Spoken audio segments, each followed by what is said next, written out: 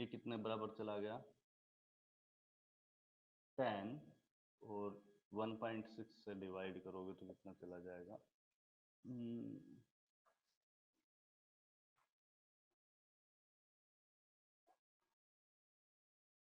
400, ठीक है। सो ये कितना गया आपके पास 5 डिवाइड बाय 1.6 1.23 के आसपास 3.1 समथिंग 3.1 या 3.2 के आसपास जाएगा इंटू 10। सो ये नेट मिला 31 इलेक्ट्रॉन वोल्ट के आसपास आएगा। और तुम्हारा कितना आया था? नहीं, बहुत ही गलत था। सर मेरा 31.25 आ रहा है। Yes, sir, मेरा भी। हाँ तो मतलब अरे ये तो मैंने आइडिया से लिखा है, मैंने कैलकुलेट थोड़ी किया है। 3.1 तो मैंने अपने आइडिया से लिया है, मैंने कोई कैलकुलेशन थोड़ी की है, ना कैलकुलेटर यूज किया, डायरेक्ट लिख दिया 3.1। आपका 3.2 आ रहा है, ठीक है। हाँ, ये समझ आया आपको?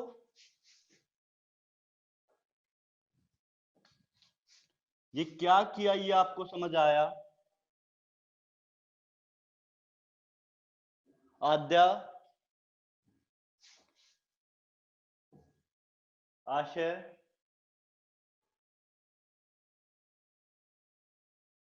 आर्यन, परम, प्रणव, आयुष, किसी को कोई डाउट है तो बताओ। No sir. ठीक है, नो बहुत सर। बढ़िया। चलिए, जिसको नहीं आया वो एक बार नोट डाउन कर लो, मैं नेक्स्ट क्वेश्चन तब तक बोल देता हूं। Calculate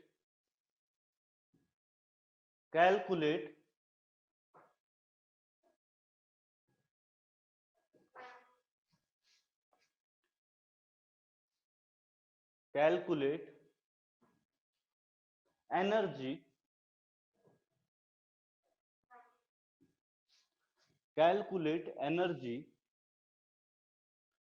for a wavelength having lambda, sorry wavelength बोल रहा हूं, calculate energy for a electromagnetic radiation having lambda, calculate energy for a electromagnetic radiation having lambda,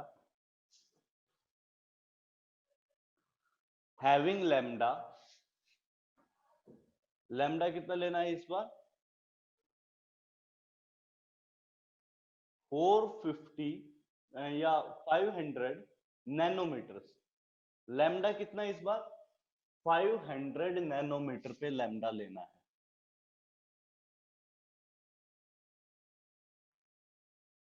500 nanometre इस बार आपका लैम्डा है। इस बार आप कैलकुलेट करो पहले, फिर मैं बोलता हूं।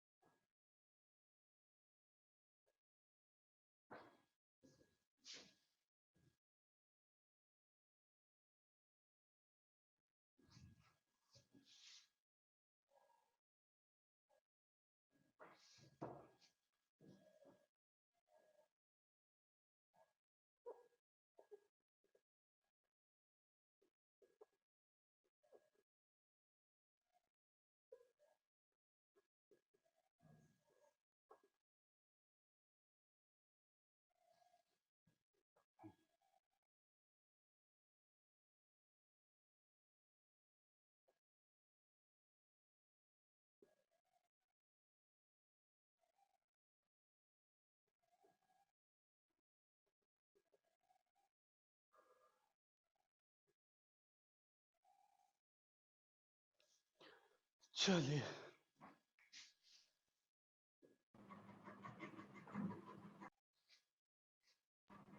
भेज दिया सर। देख लिया।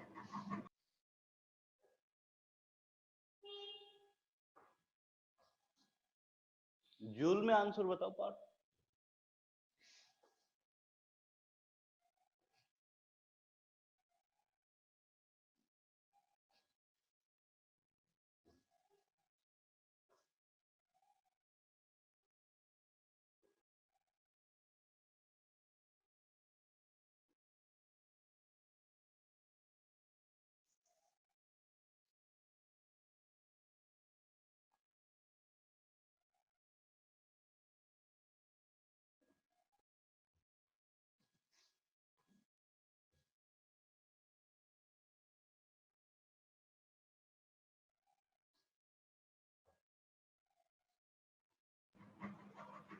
कर दिया सर। ठीक है। अमन,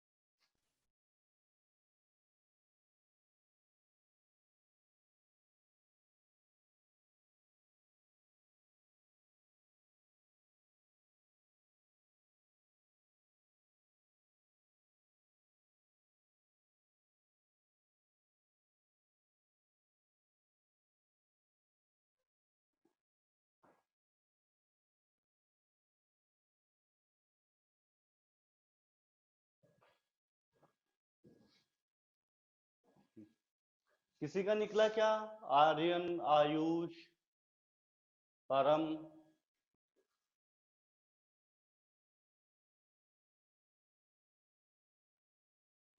किसी का क्वेश्चन सोल्व हुआ या नहीं? अमन? नहीं।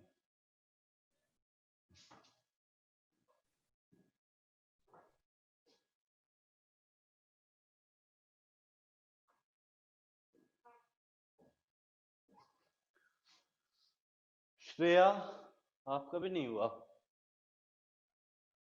हेलो, सर हो साउंड तो गया, आ रहा है। इलेक्ट्रॉन वोल्ट पे कर रही हूँ। क्या हो रहा है श्रेया? इलेक्ट्रॉन वोल्ट पे करना है। इलेक्ट्रॉन वोल्ट में भी कन्वर्ट कर दीजिए, पहले जूल में निकाल हाँ, दीजिए फिर इलेक्ट्रॉन जूल वोल्ट। निकल के इलेक्ट्रॉन वोल्ट कर दीजिए। ठीक है। आर्यन? Yes, sir, आ गया। आ गया, प्रणव का आ गया, बहुत बढ़िया। आर्यन, आयुष? एक्सप्लेन कर दीजिए। एक बार एक्सप्लेन कर दीजिए। ठीक है, मुझे निकालना है एनर्जी। एनर्जी निकालने के लिए मैं क्या देखूंगा?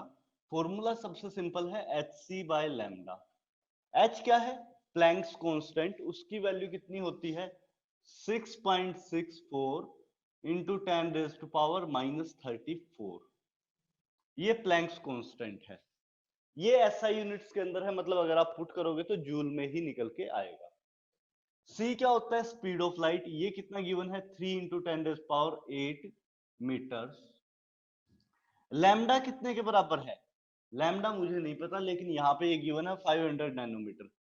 और आपको पता है 1 नैनोमीटर एनसीईआरटी में गिवन है पहले चैप्टर में। 1 नैनोमीटर इज इक्वल टू 10⁻⁹ आपके पास मीटर।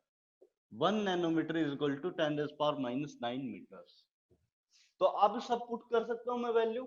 h का वैल्यू मैं रखता हूं कितना? 6.64 into 10⁻⁻34 into 3 into 10⁸ divide by lambda. Lambda कितना है आपके पास? 500 इंटू 10⁻⁻⁹ -9 किस वजह से? क्योंकि मैंने लैम्डा को नैनोमीटर से मीटर में कन्वर्ट कर दिया। अब इसका वैल्यू आपको कैलकुलेट करना है। मैंने एक आइडिया लगाया कि 6.66 होता तो उसको 3 से मल्टीप्लाई करते तो 20 के आसपास जाता। तो मैं एक आइडिया से इसको 20 लिख रहा हूं। मेरा कैलकुलेशन कुछ ऐसे है। इंटू 10⁻, ये कितना आया आपके पास?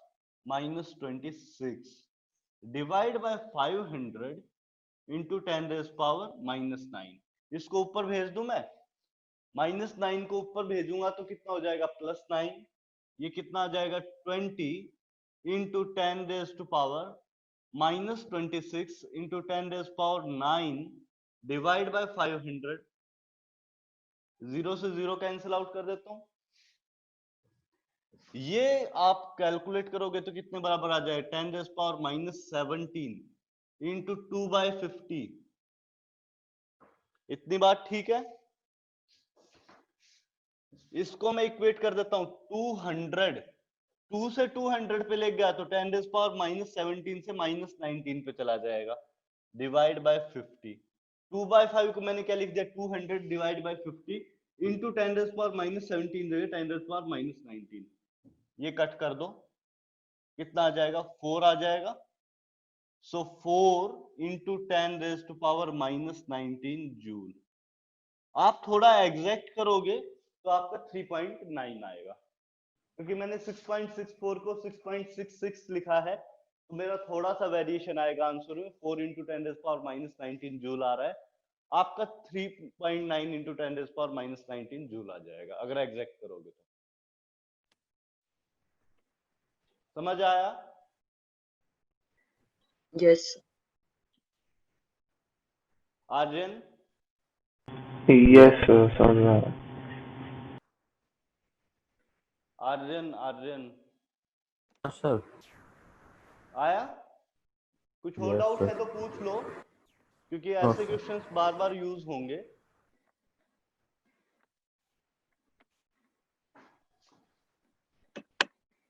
चलिए, बस इस टाइप का लास्ट क्वेश्चन दे रहा हूं, उसके बाद फिर हम लोग आगे टॉपिक को मूव करेंगे।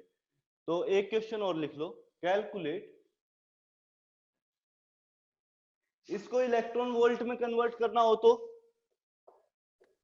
Divide by 1.6 into 10 raise power -19 से डिवाइड कर देना। 1.6 इंटू 10 रेज पावर -19 से डिवाइड कर दोगे, आपका आंसर निकल कर आ जाएगा, 2.5 के आसपास आएगा। ठीक है, एक क्वेश्चन और लिख लो,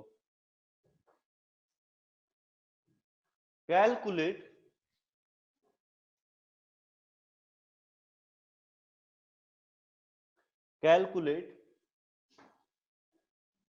energy and frequency, calculate energy and frequency for a wavelength having lambda 2000 angstrom. इस बार लैम्डा कितना गिवन है? 2000 एंगस्ट्रॉम। आपको 2000 एंगस्ट्रॉम लैम्डा के लिए एनर्जी चेक करना है। इस बार 500 इधर क्या गिवन है? 2000 एंगस्ट्रॉम।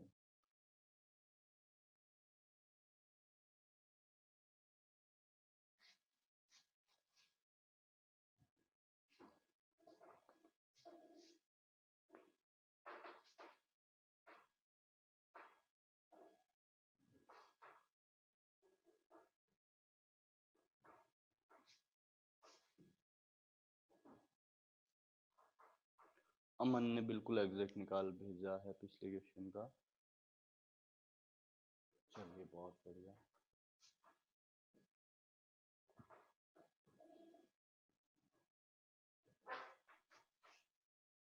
आप लोगों को एक चीज मैं बार बार सजेस्ट करूंगा, कैलकुलेटर यूज करने को अवॉइड करो। कैलकुलेटर मत यूज करो, खुद से थोड़ा कैलकुलेशन करना सीखो।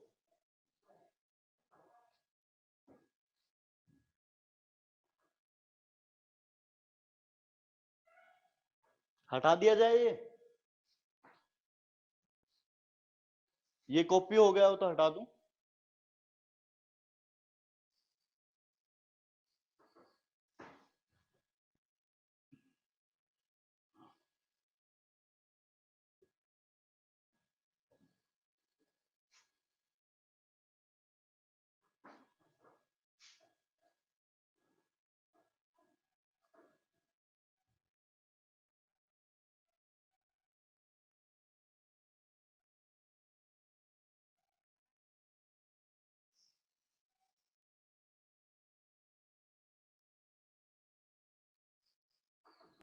Sir answer 10 to the power of -18 आ रहा है।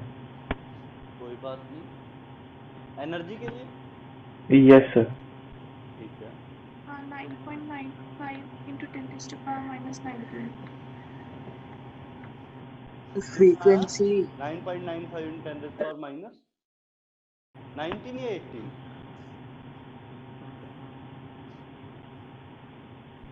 the frequency 1.5 into 10 to the power 15 है। ठीक है, बिल्कुल ठीक है।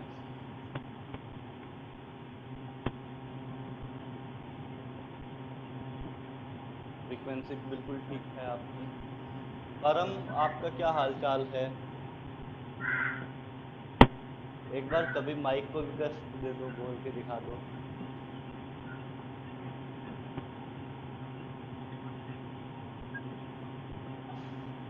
The energy 9.96 into 10 to the power minus 19. बिल्कुल परफेक्ट।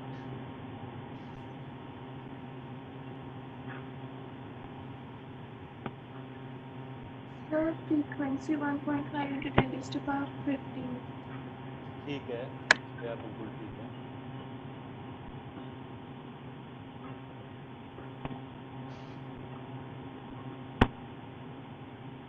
माइक से आवाज आ रही है मेरे।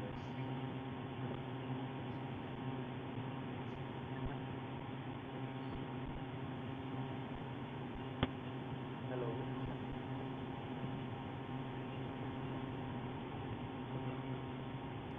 वो हेलो आयुष का माइक ऑन है।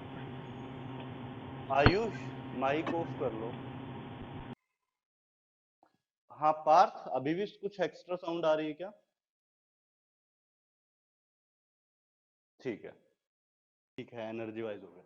एक चीज मुझे बतानी थी, अगर आपको डायरेक्टली कैलकुलेट करना हो तो HC का वैल्यू 12420 लिख सकते हो। अगर आपको इलेक्ट्रॉन वोल्ट में कन्वर्ट करना हो डायरेक्टली, तो HC का वैल्यू इलेक्ट्रॉन वोल्ट एंगस्ट्रॉम में इतने के बराबर होता है।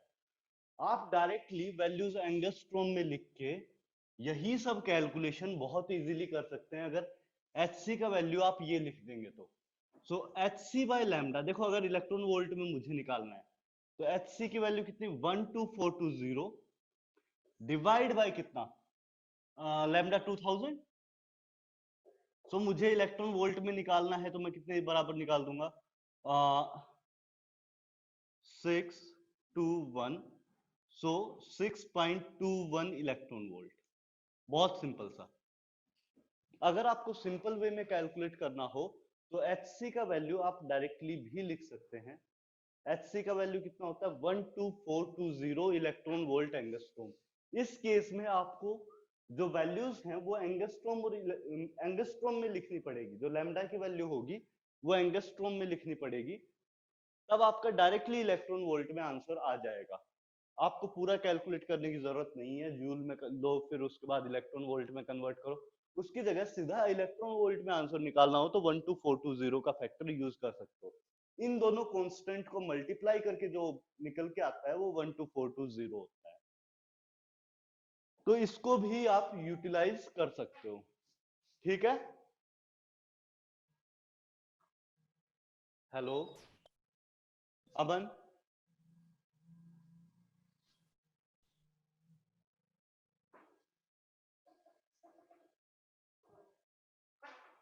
कोई डाउट तो नहीं है इतने पार्ट में?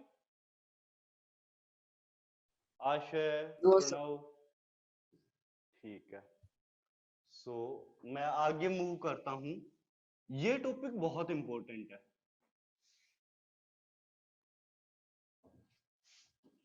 मैंने एक वर्ड मेंशन किया था अभी आपके सामने, स्पेक्ट्रम। स्पेक्ट्रम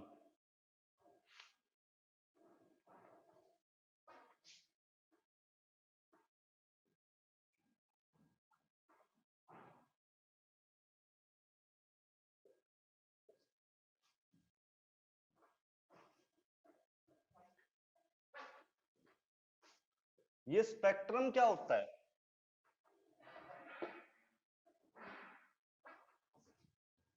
स्पेक्ट्रम होता है, ओके माइक नहीं काम कर रहा मन का, ठीक है। सो स्पेक्ट्रम होता है बेसिकली सारी वेवलेंथ का कलेक्शन। वेवलेंथ के कलेक्शन को स्पेक्ट्रम बोलते हैं। आपके पास सन के जो सन से रेडिएशन आती है उसमें सारी वेवलेंथ प्रेजेंट होती है, या आपको जितनी वेवलेंथ मैंने लिख के दी है ना, जितने टाइप ऑफ रेडिएशन लिखी, उन सब की सब वेवलेंथ को मैं कंसीडर करूं तो उसे बोलेंगे कॉन्टिन्यूअस स्पेक्ट्रम। हालांकि उसको थोड़ा सा और बाद में करेंगे, पहले स्पेक्ट्रम देखते हैं। तो स्पेक्ट्रम एक वेवलेंथ के कलेक्शन को बोलते हैं। इसमें सब वेवलेंथ हो भी सकती है, नहीं भी हो सकती, कुछ गायब भी हो सकती है। या तो हो सकता है कि सारी सारी वेवलेंथ प्रेजेंट हो, या हो सकता है कि कुछ वेवलेंथ मिसिंग हो। लेकिन वेवलेंथ के कलेक्शन को बेसिकली स्पेक्ट्रम बोलते हैं। अब स्पेक्ट्रम दो टाइप के होते हैं, कॉन्टिन्यूअस स्पेक्ट्रम और एक होता है डिस्क्रीट स्पेक्ट्रम। कॉन्टिन्यूअस स्पेक्ट्रम किसको बोलते हैं, जिसमें सारी वेवलेंथ प्रेजेंट हो। और डिस्क्रीट स्पेक्ट्रम किसको बोलते हैं, जिसमें बीच बीच में से लाइंस मिसिंग हो, मतलब बीच बीच की वेवलेंथ कुछ मिसिंग हो, कुछ वेवलेंथ गायब कर दी गई हो, तो उसको बोलते हैं डिस्क्रीट स्पेक्ट्रम। डिस्क्रीट मतलब टूटा हुआ है, तो ये बीच बीच में से ब्रोकन स्पेक्ट्रम है। यहां पर इस स्पेक्ट्रम में कुछ कुछ वेवलेंथ गायब होंगी। Continuous and discrete. So discrete spectrum में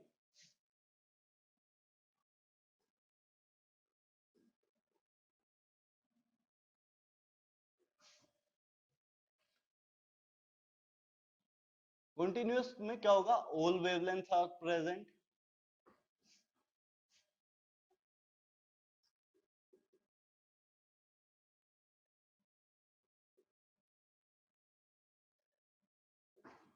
डिस्क्रीट में क्या होगा,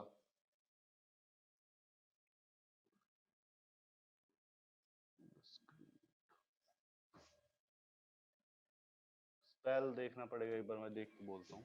BIS डिस्क्रीट क्या, BIS T I CRE D, एक मिनट में देखता हूँ। All few wavelengths are missing, few wavelengths are missing.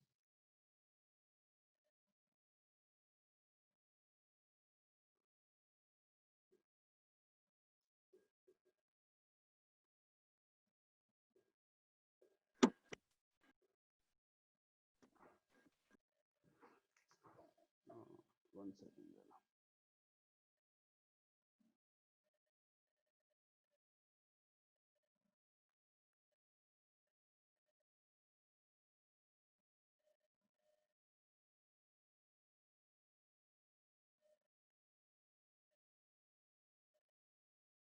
Okay D, हाँ ठीक है, सही था स्पेल तो। हम्म।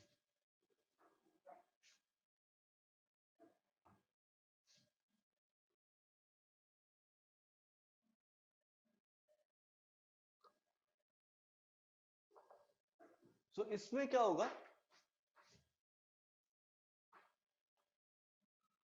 आपके पास कुछ वेवलेंथ मिसिंग है, लिख दिया है, ठीक है। डिस्क्रीट में क्या होगा, few wavelengths are missing. Continuous में क्या होगा, all wavelengths are present. Spectrum दो टाइप के होंगे। स्पेक्ट्रम का मतलब क्या होगा, कलेक्शन ऑफ वेवलेंथ। कॉन्टिन्यूअस मतलब all wavelengths are present. Discrete मतलब few wavelengths are missing. Simple.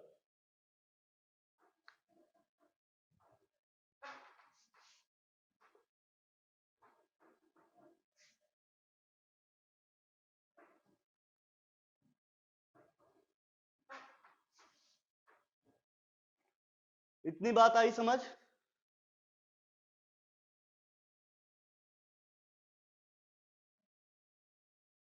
Aryan, Ayush,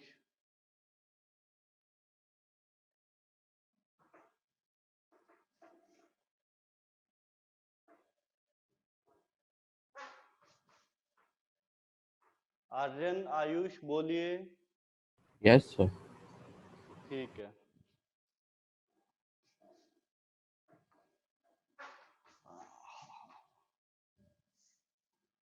अब ये यूज कैसे होता है, देखिए, आपके पास कोई भी एटम का सैंपल लेता हूं मैं, गैसियस एटम्स का।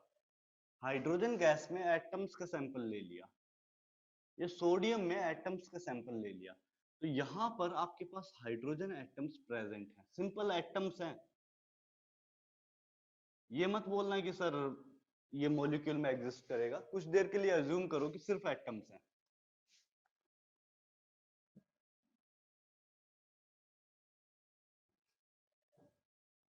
या एक बल्ब टाइप में क्रिएट कर देता हूं।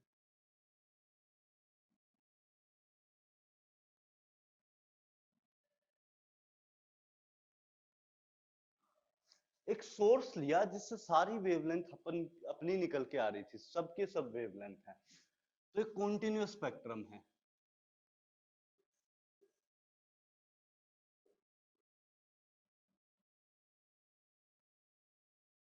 All wavelengths.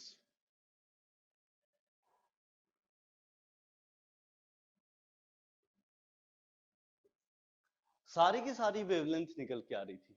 हाइड्रोजन एटम से पास के सैंपल से पास होगा तो क्या होगा, यहां पर हाइड्रोजन एटम के सैंपल से जब ये वेवलेंथ पास करेंगी तो आपके पास, कल मैंने आपको एक चीज बताई थी पिछली क्लास में एक चीज बताई थी कि आपके पास इलेक्ट्रॉन एक्साइटेशन शो करते हैं, लोअर एनर्जी लेवल से हायर एनर्जी लेवल में जंप करते रहते हैं, बताया था। वेवलेंथ एब्जॉर्ब करके यहां पे कुछ एच म्यू एब्जॉर्ब करेगा और किसी हायर एनर्जी लेवल में चला जाएगा। ये कल की क्लास, लास्ट क्लास में ये चीज मैंने आपको शायद बताई थी, है ना। तो ये जो एच म्यू होती है ये एग्जैक्टली इक्वल होती है इन दोनों के जो एनर्जी गैप के बराबर। जो एनर्जी लेवल्स के बीच में गैप होता है एनर्जी का, उसके ठीक बराबर वाली रेडिएशन एब्जॉर्ब हो जाती है।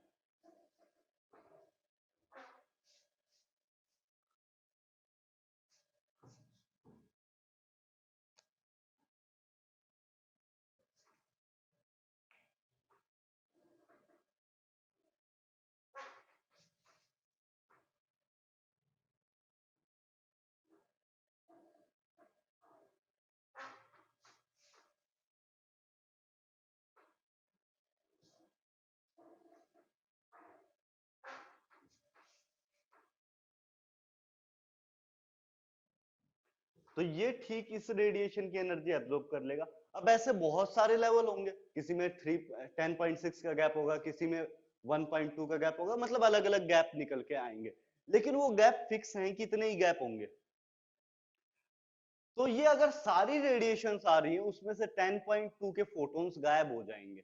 जब ये हाइड्रोजन सैंपल के थ्रू पास करेगा तो 10.2 का या फिर किसी और गैप का फोटोन गायब हो जाएंगे, क्योंकि वो फोटॉन्स हाइड्रोजन ने एब्जॉर्ब कर लिए।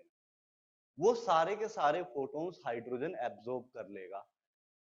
तो यहां पर रिमेनिंग में क्या रहेगा, जो एनर्जी गैप के बराबर के फोटोन नहीं थे वो सारे बाहर निकल जाएंगे।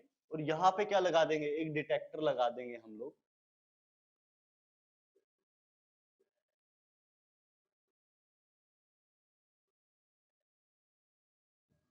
यहां पर हम लोग एक डिटेक्टर लगा देंगे और डिटेक्टर क्या करेगा, जितनी वेवलेंथ बच गई है उनको डिटेक्ट कर लेगा कि ये वेवलेंथ आपकी बच गई है, बाकी सब कुछ आपका एब्जॉर्ब हो चुका है।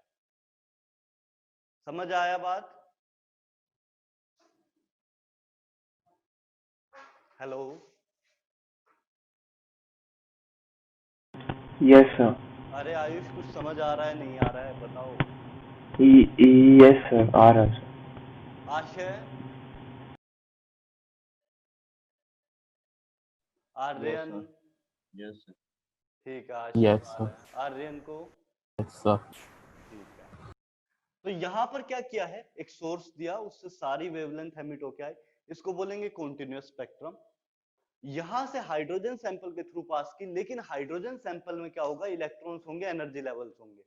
तो इलेक्ट्रॉन क्या करेगा, अपने एनर्जी गैप के बराबर की एनर्जी का फोटोन एब्जॉर्ब कर लेगा और किसी ऊपर के लेवल में जंप कर जाएगा।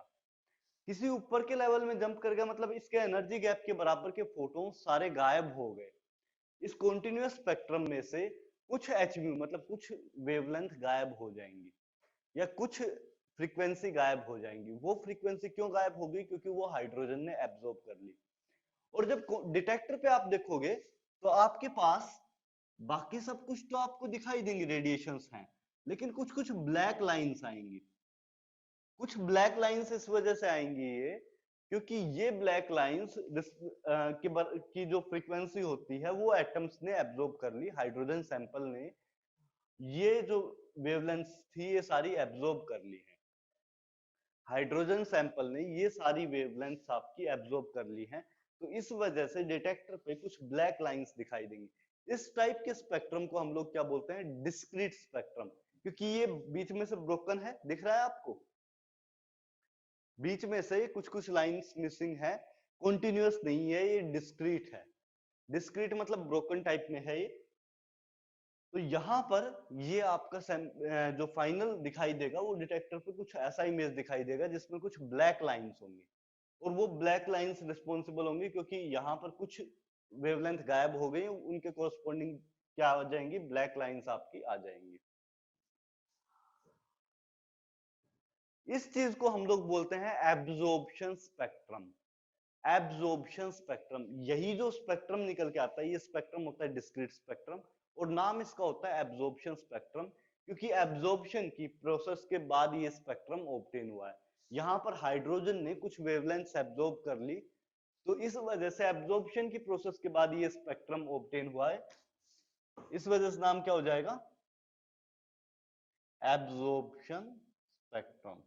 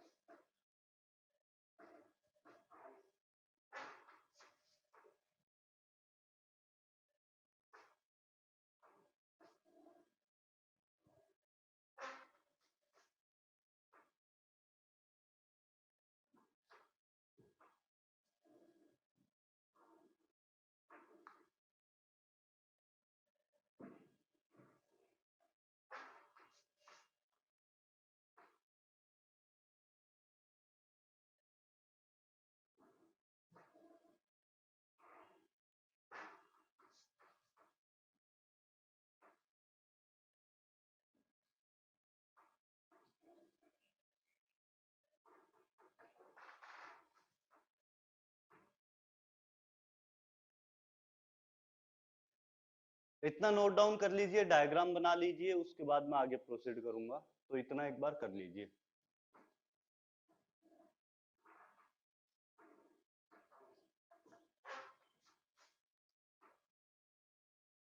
जैसे ही हो जाए बोल देना ताकि मैं आगे कर सकूं।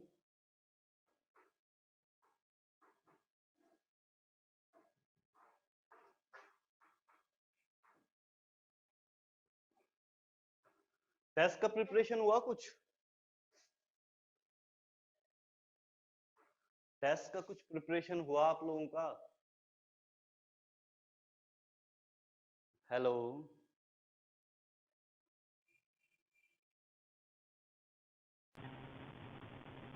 आयुष,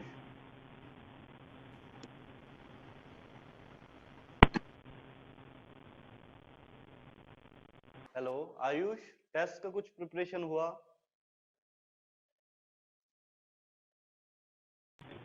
सर कौन सा टेस्ट का सर? संडे को टेस्ट है भाई, शेड्यूल देखा नहीं क्या आपने?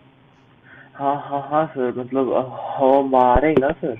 हाँ हाँ हाँ तो उसका कर रहा हूँ सर, साथ साथ साथ। ठीक है। आशय, श्रेया, बढ़िया। कर रहे हो, चलो अच्छी बात। बट सर अभी स्कूल स्कूल भी स्टार्ट हो गया तो थोड़ा दिक्कत हो रहा है सर। दिक्कत हो रहा है? Yes sir. किससे किस टाइम तक स्कूल रहता है?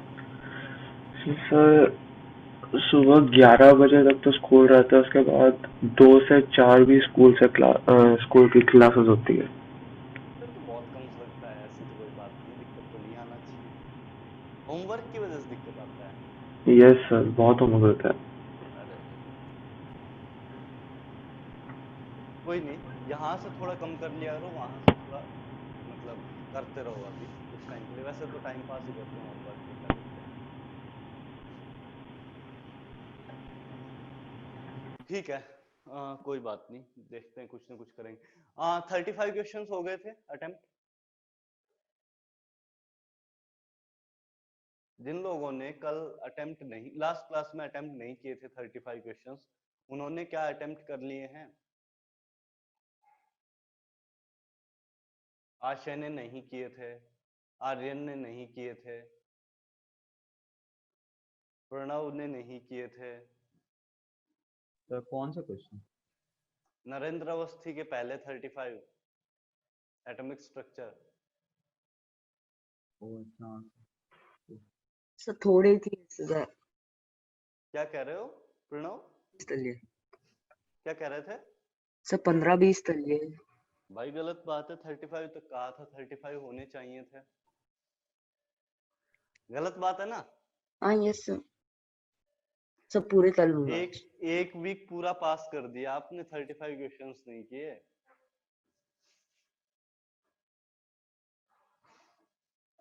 चलिए कोई बात नहीं,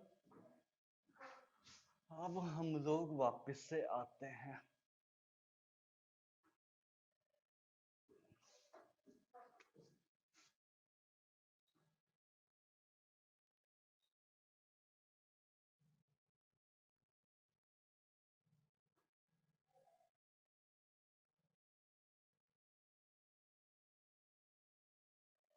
अब देखिए मेरे साथ, अब हुआ क्या, सर एब्जॉर्प्शन के बाद इलेक्ट्रॉन, हाँ श्रेया बोलो। सर ये जो हमारा कंटिन्यूअस स्पेक्ट्रम जो है, ये हाँ, सिर्फ हाइड्रोजन में मिलता है या हर एलिमेंट में मिलता है? हर एक एलिमेंट में बनता है श्रेया, लेकिन डिस्कस हाइड्रोजन का करेंगे क्योंकि बाकी एलिमेंट्स में दिक्कत आ जाती है, हम लोग एक्सप्लेन नहीं कर पाते थ्रू बोहर मॉडल। तो शुरुआत में सिर्फ हाइड्रोजन से बात कर रहा हूँ, अच्छा, ठीक है? रेडियो एक्टिव के लिए तो होता नहीं होगा, तो उससे आप दुखी हो जाते नहीं होता, हर किसी के लिए है, होता हर किसी के लिए है, लेकिन डिस्कस शुरुआत में हाइड्रोजन करते हैं क्योंकि मैं सिर्फ एक इलेक्ट्रॉन से आपको दिखा रहा हूँ, ये यहाँ से यहाँ चेक कर मतलब जंप कर पा रहा है। मल्टी इलेक्ट्रॉन सिस्टम में क्या होता है, ऑर्बिटल्स थोड़ा गड़बड़ कर जाते हैं, जो ऑर्बिट हैं वो गड़बड़ कर जाते हैं, तो उसकी वजह से दिक्कत आएगी। वो क्वांटम मैकेनिकल बाद थोड़ा सा और अच्छे से एक्सप्लेन कर देंगे, ठीक है?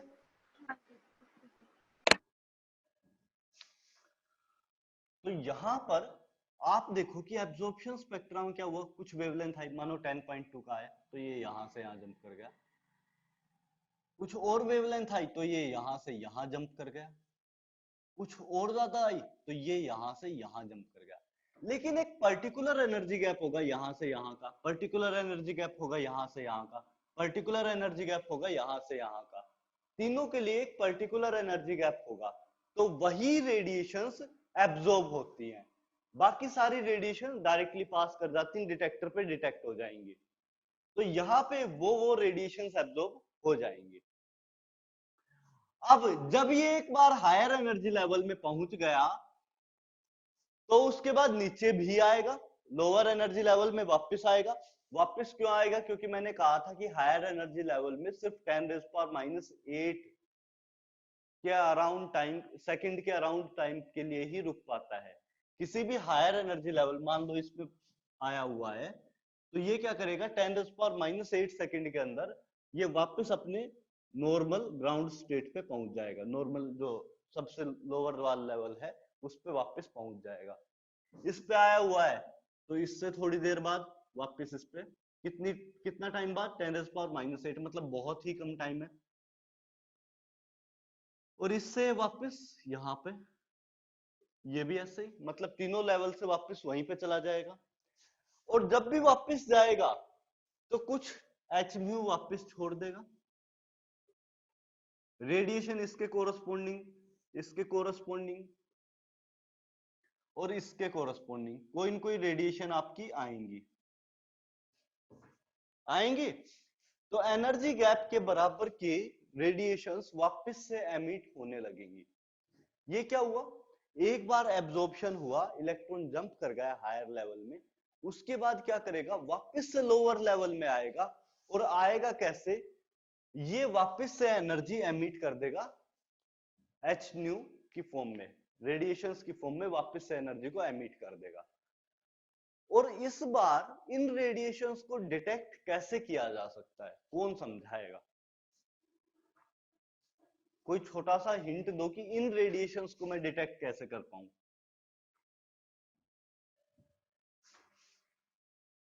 देखिए मैं आपको हिंट देता हूं, यहां पर डायरेक्टली पास कर रहा है तो क्या होता है, कुछ रेडिएशंस एब्जॉर्ब हो गए, ब्लैक लाइंस आ गई, इतनी बात सबको समझ आई होगी। लेकिन अगर मैं इस सैंपल के परपेंडिकुलर में कोई डिटेक्टर लगाता, इस सैंपल, ये सैंपल अगर यहां रखा हुआ है, सामने की तरफ ये सोर्स से लाइट जा रही है, तो अगर मैं यहाँ पे कोई डिटेक्टर लगाता इसके जस्ट परपेंडिकुलर साइड में, तो क्या इस सोर्स की कोई भी रेडिएशन मुझे इस डिटेक्टर पे आती? इस डिटेक्टर पे जो परपेंडिकुलर आया है इसके ठीक, जो इस सैंपल के परपेंडिकुलर डिटेक्टर है उस पे क्या जो ओरिजिनल सोर्स था उसकी कोई भी रेडिएशन पहुंच पाएगी? आशा बताओ। सर मतलब एग्जैक्टली देखिए, आपने एक टॉर्च लगाया, एक सिंपल सा एग्जांपल लेता हूं, एक पानी का आपने ग्लास में पानी का रख रखा है, उसके इस साइड टॉर्च लगाया, परफेक्ट। तो आपको सोर्स किस साइड से दिखाई देगा, ठीक सामने से या इस तरफ से? मतलब वो लाइट ठीक सामने ऊपर स्क्रीन पे पड़ेगी या इस तरफ आएगी आपकी आंखों की तरफ? स्क्रीन में पड़ेगी। सीधा स्क्रीन पे जाएगी। तो मैंने क्या किया, मैं परपेंडिकुलर खड़ा हो गया, मैं परपेंडिकुलर डिटेक्टर लगा दिया हूं, यहाँ पे सैंपल रखा हुआ है, यहाँ पे सोर्स है, तो सोर्स से लाइट आई, परपेंडिकुलर इससे सैंपल से पास हुई और स्क्रीन पे डिटेक्ट हो गई। लेकिन एक डिटेक्टर मैंने ठीक परपेंडिकुलर भी लगा दिया। अब इस परपेंडिकुलर पे कौन सी लाइट पहुंचेगी? जो इस सैंपल से डायरेक्टली, जो सैंपल खुद एमिट कर रहा हो, मतलब जो सैंपल से डायरेक्टली लाइट निकल के आएगी, इससे पास करके जो सोर्स से आ रही है वो तो नहीं पहुंचेगी इस परपेंडिकुलर वाली स्क्रीन पे, लेकिन जो सैंपल लाइट छोड़ रहा होगा वो परपेंडिकुलर वाली स्क्रीन पे डिटेक्ट हो सकती है क्या? Yes sir. है ना? अगर एक स्क्रीन परपेंडिकुलर रखी है तो उस पे लाइट कौन सी आएगी? जो हाइड्रोजन लाइट छोड़ रहा हो, क्योंकि हाइड्रोजन तो चारों ओर लाइट छोड़ेगा। हाइड्रोजन तो एटम है, वो जब भी एमिट करेगा तो हर एक डायरेक्शन में एमिट करेगा उसके चारों तरफ। तो ये जो परपेंडिकुलर स्क्रीन पे जो लाइट आएगी वो सिर्फ हाइड्रोजन से आएगी। परफेक्ट। Yes sir. तो यहां पर जो डिटेक्ट होगा इस परपेंडिकुलर वाली स्क्रीन पे, उसमें सिर्फ इन ऑर्बिटल्स के एनर्जी गैप के कोरस्पोंडिंग जो रेडिएशंस होंगी वो डिटेक्ट होंगी। इन ऑर्बिटल्स के, इन ऑर्बिट्स के एनर्जी गैप के कोरस्पोंडिंग जो रेडिएशंस होंगी वो खाली यहां पर डिटेक्ट होंगी। इन ऑर्बिट्स के कोरस्पोंडिंग एनर्जी गैप वाली रेडिएशन यहां डिटेक्ट होंगी, और उसको हम लोग क्या बोलते हैं? Emission spectra.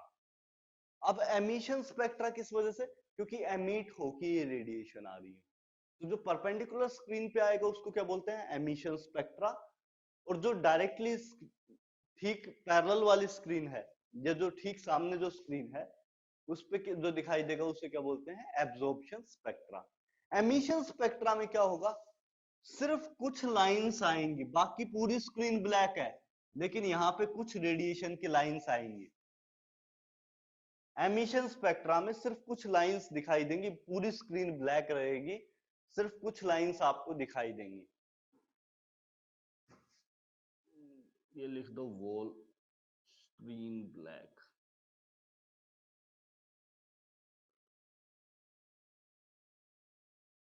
Except few lines. सिर्फ कुछ लाइंस दिखाई देंगी, बाकी पूरी की पूरी स्क्रीन ब्लैक रहेगी। तो ये आपका एमिशन स्पेक्ट्रा होगा। एमिशन स्पेक्ट्रा भी एक डिस्क्रीट स्पेक्ट्रम होता है। ये भी ब्रोकन वाला है, तो ये भी डिस्क्रीट स्पेक्ट्रम है। एब्जॉर्प्शन भी डिस्क्रीट है, एमिशन भी डिस्क्रीट है, लेकिन जो सोर्स से सारी वेवलेंथ आ रही थी उनको क्या बोलते हैं? हम लोग उसको बोलते हैं कॉन्टिन्यूअस स्पेक्ट्रम। तो ये नोट डाउन कर लो, फिर मैं आगे प्रोसीड करता हूं। कॉन्टिन्यूअस, और इसमें कोई डाउट हो तो पूछ भी लो। Continuous, discrete, absorption, emission spectrum में कोई डाउट हो तो पूछ लो साथ साथ।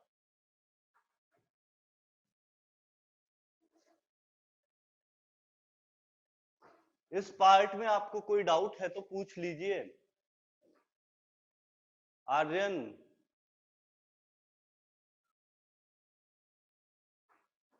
नो सर, समझ गए। समझ गए? चलो बहुत बढ़िया।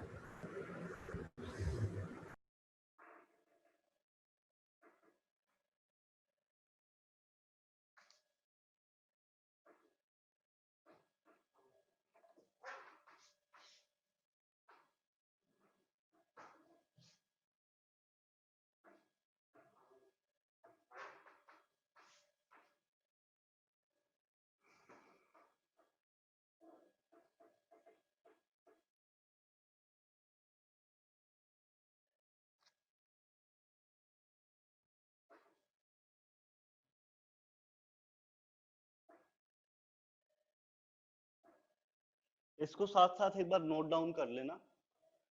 वर्डिंग में भी लिखवाऊं? सर वर्डिंग में आप एक पीडीएफ भेज देना बस। ठीक है, पीडीएफ में शेयर कर दूंगा आपके साथ। पीडीएफ वैसे मैंने शेयर कर रखी है फिट जी की आपको। फिट जी का स्टडी मटेरियल मैंने आपको दे रखा है आयुष, देखा है? कहा ग्रुप पे सर? अच्छा सर, मैंने चेक नहीं किया सर। ठीक है, देख लेना, मैंने फिट जी का स्टडी मटेरियल शेयर कर रखा है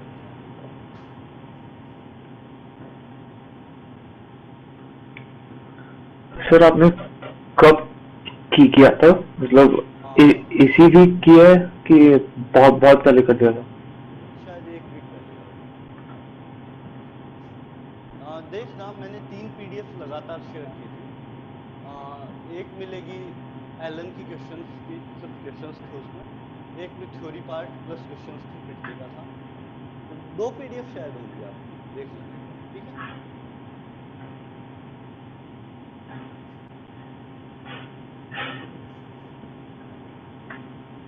मैं कल रात को इस पार्ट पे एक डॉक्यूमेंट्री देख रहा था, मेरे को बड़ी इंटरेस्टिंग लगी। अगर आपको देखना हो तो मैं शेयर करूं?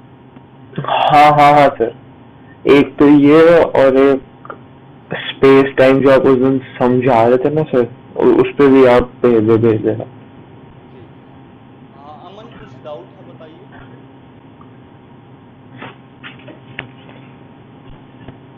अमन सी,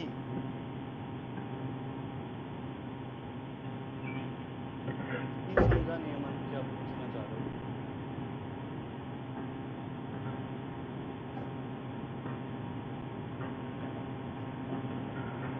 सर ये जो 48 पेजेस का ये यही ना, यही होगा।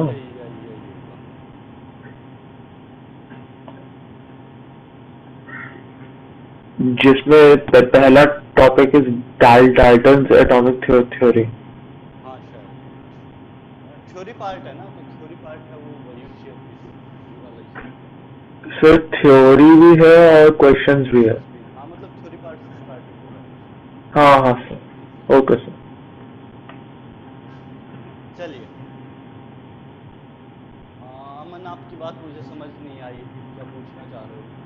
सी मतलब,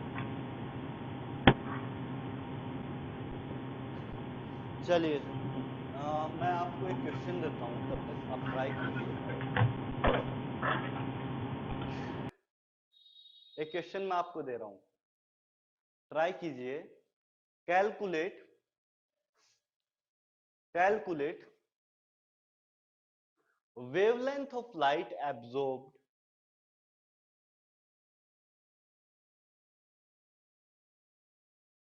calculate wavelength of light absorbed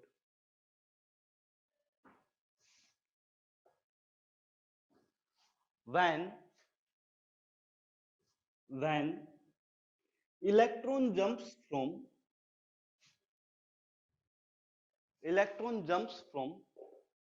first or first orbit of hydrogen atom when electron jumps from first orbit of hydrogen atom to fourth orbit of hydrogen atom. Calculate wavelength of light absorbed when electron jumps from first orbit of hydrogen atom to fourth orbit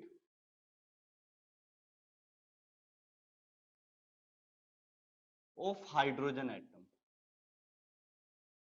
कैसे निकालेंगे?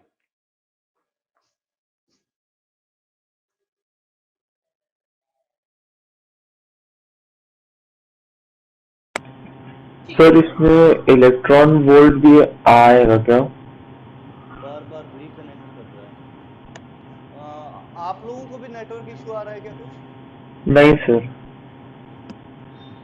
परम आपका दिक्कत है, एक बार देखिए, मेरे side से शायद दिक्कत नहीं, बाकी बच्चों को सही जा रहा है, तो एक बार आप अपना नेटवर्क चेक कीजिए। वैसे मैं शेयर करूंगा, ये साथ के साथ मैं शेयर कर दूंगा आपके साथ, लेकिन एक बार आप देख लीजिएगा, ठीक है?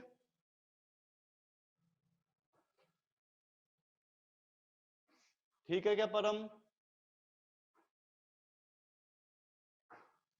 चलिए ठीक, कोई बात नहीं।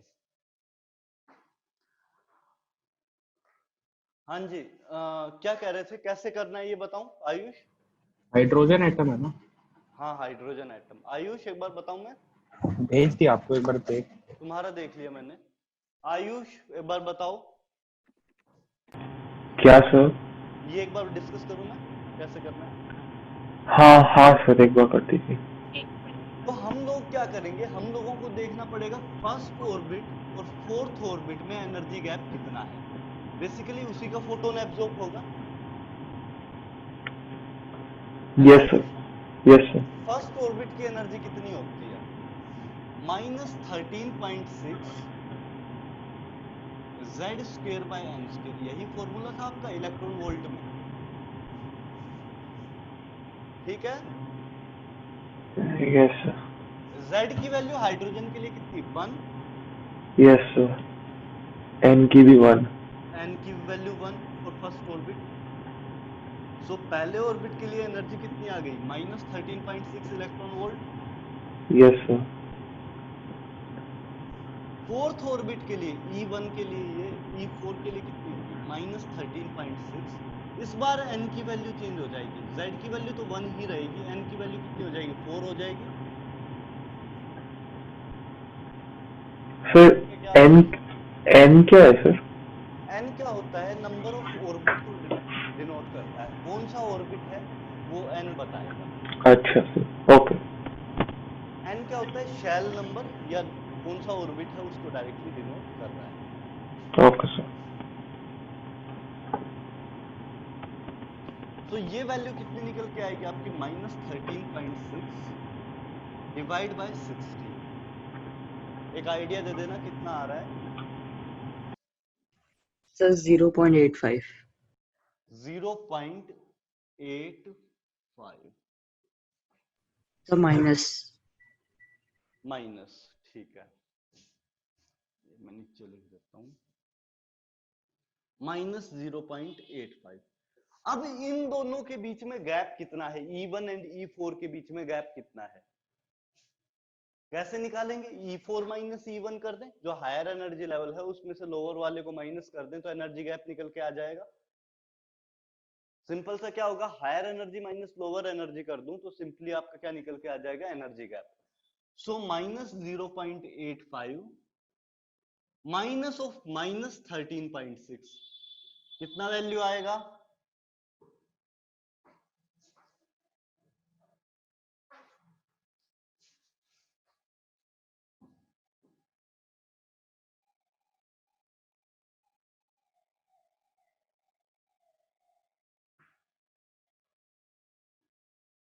सर 12.75। 12.75 Yes. Electron volt. इस एनर्जी का फोटोन आपका एब्जॉर्ब होगा, इस एनर्जी का फोटोन आपका एब्जॉर्ब होगा। अब आपको निकालना था कि इसके कोरस्पॉन्डिंग वेवलेंथ क्या होगी। तो मैं क्या लिख सकता हूं? Energy is equal to hc/λ, correct? Energy is equal to hc/λ, और आपको पता है एनर्जी कितनी है? 12.75। hc की value in electron volt angstrom 12420 divide by lambda. Lambda की वैल्यू कितनी आ जाएगी? 12420 डिवाइड बाय 12.75। ये लैम्डा की वैल्यू एंगस्ट्रॉम में निकल के आएगी। कैलकुलेट कर देना, आंसर आ गया आपका। सर हाँ श्रेया बोलो। 12420 जो है वो हाँ तो इलेक्ट्रॉन वोल्ट में है ना, हाँ हाँ, तो हम तो जूल में करेंगे ना, जूल में कन्वर्ट करना है तो इलेक्ट्रॉन वोल्ट को जूल में कन्वर्ट कर दो। तब भी एंगस्ट्रॉम में आएगा ना वैल्यू में, वैल्यू क्या? एंगस्ट्रॉम में आएगी। अगर आप जूल से निकालोगे तो मीटर में निकल के आएगा आंसर। हाँ सर ठीक है। ठीक है, हाँ जूल से निकालोगे तो मीटर में निकल के आएगा, ये वाला एंगस्ट्रॉम में आएगा। तो ये जो लैम्डा की वैल्यू आई ये एंगस्ट्रॉम में आपकी रहेगी।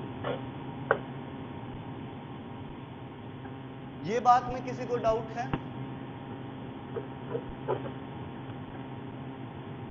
सर बताओ। इसका आंसर आ रहा है सर 974.1। तो 974 ईयर्स आर काउंट ऑफ कर देना। ठीक है, आइडिया लग गया कैसे करना है।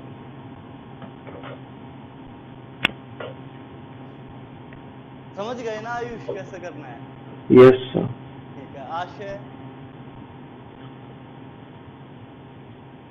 बताओ भाई, आशय क्या हाल चाल है, कैसे क्या सीन है? Aryan, Pranav, Yes, sir. Arya. चलो प्रणव को तो आ गया, आशय और आर्यन ने नहीं बताया क्या हाल चाल है। समझ आ रहा है नहीं आ रहा है, सब ऊपर से जा रहा है। मीटर में काफी ज्यादा वैल्यू आ रही है। मीटर में तो काफी कम वैल्यू आएगी, 10 हाँ, रेज़ मतलब पावर माइनस काफी 10 कम। लिखा है। मेरी -26 आ रही है। नहीं, आपकी कैलकुलेशन गलत है, फिर कैलकुलेशन करके दो। सर इसके बाद आप कुछ कराएंगे sir?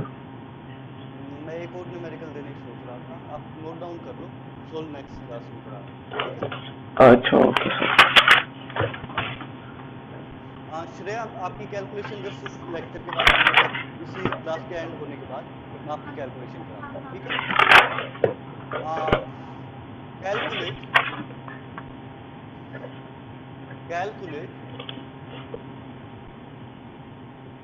Calculate frequency of light emitted, frequency of radiation emitted when electron makes a transition. Calculate frequency of radiation emitted when electron makes a transition from n is equal to 6 to n is equal to 2. When electron makes a transition from n is equal to 6 to n is equal to 2.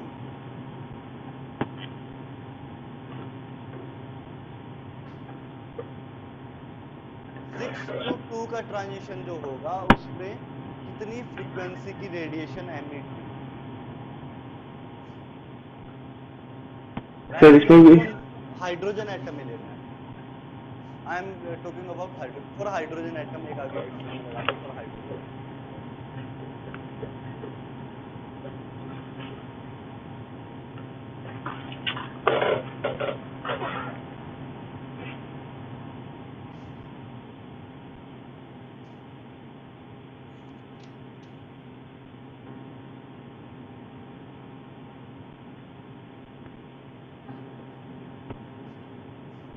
हाँ श्रेया, आपकी calculation पे आए। देखिए जो energy gap था वो कितना निकल के आया था, 12.75 इलेक्ट्रॉन वोल्ट। इसको जूल में कन्वर्ट करना है तो 12.75 इंटू 1.6 इंटू 10⁻⁻⁹ यही होगा जूल में, करेक्ट? अब क्या करो, E is equal to hc/λ। Energy की वैल्यू आपको पता है 12.75 इंटू 1.6 इंटू 10⁻⁻⁹। H का वैल्यू कितना, 6.6 इंटू 10⁻34। और C का वैल्यू कितना है, 3 इंटू 10⁸ और उसको डिवाइड कर देंगे किससे, लैम्डा से। लैम्डा को उस तरफ ले जाना, कैलकुलेट एक बार मैं करके दूं, मैं कर ही देता हूँ। Lambda is equal to 6.6 into 10⁻, कितना बचा, 19 माइनस कर दो, -15 बचा आपके पास, डिवाइड बाय 1.2, 10⁻⁻15 और 10⁸, ये कितना चला गया आपके पास, 10⁸ और गया तो -15 -8 -7 बचा।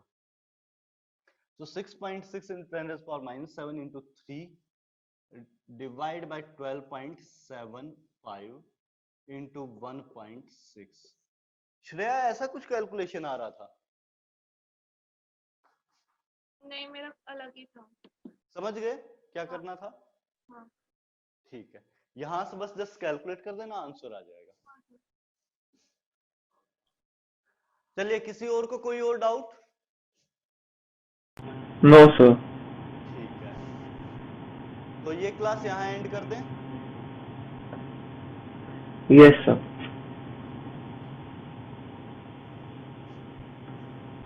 Bye thank you sir. Thank you, sir. Bye, sir. Bye sir. All the best for test. अच्छा करना, कोशिश करना कि अच्छा करो और डिप्रेस मत होना, स्कोर कम रहेगा मैं पहले ही बता दूं। तो इसका मतलब सर आपने टेस्ट बहुत बहुत टफ टफ डाला है। हाँ टफ डाला है। मैंने कल क्लास में बताया था टेस्ट बहुत टफ है, डिप्रेस नहीं होना है। ओके सर, ट्राई करेंगे डिप्रेस ना होने की। ठीक है। हाँ अमन ओके बोलो। सर। अमन कॉल कर लो, अगर दिक्कत आ रही है ना तो कॉल कर लो।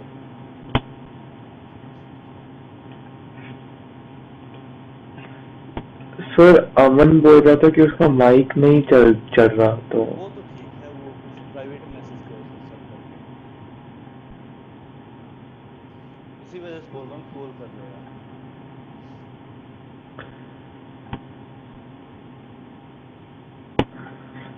सर आज मुहर्रम है क्या?